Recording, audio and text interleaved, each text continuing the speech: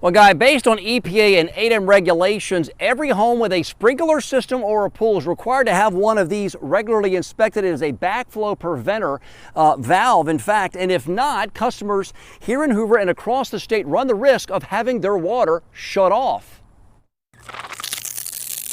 For many neighborhoods, spraying sprinkler heads like this are pretty common, but the pricey health safeguard that comes with them is catching some off guard. If I don't submit this immediately.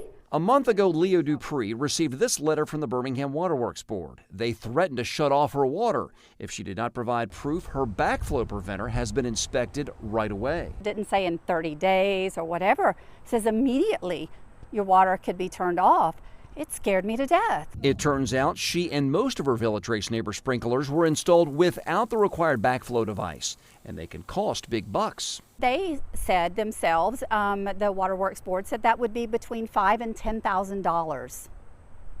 For something you didn't even know existed. For something I didn't know existed. This was all dying. Dupree's neighbor Sally McDonald wants to know why they are just now receiving these letters 2 decades after their homes were built. I don't like the idea that we have to go back and do something that the builder was negligent on.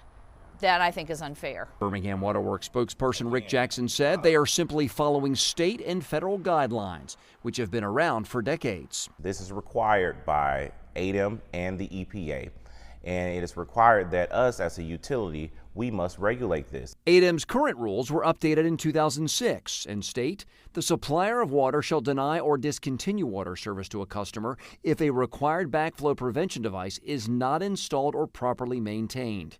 But if the rules are not new, why are residents like Dupree and McDonald just now being threatened by the waterworks? We have been able to be a little bit more aggressive with finding out who needs testing, who doesn't have these regulators.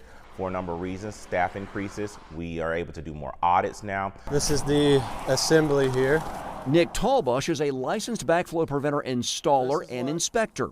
He says the devices keep any chemicals in your swimming pool or sprinkler system from being pulled into the main drinking water supply. If there ever was a break or a back siphonage, it could suck whatever's in the consumer's house back into the main, and then now all your water is contaminated. So how do you know if you have one? 9 times out of 10, Tallbush says a homeowner would find theirs in an underground box like this, within 5 feet of the main water meter. This is the sprinkler system. Dupree is now faced with paying for a backflow valve or losing running water, a risk more neighborhoods face as the Waterworks continues their required crackdown. Let everyone know that this is going on and that your neighborhood could be next.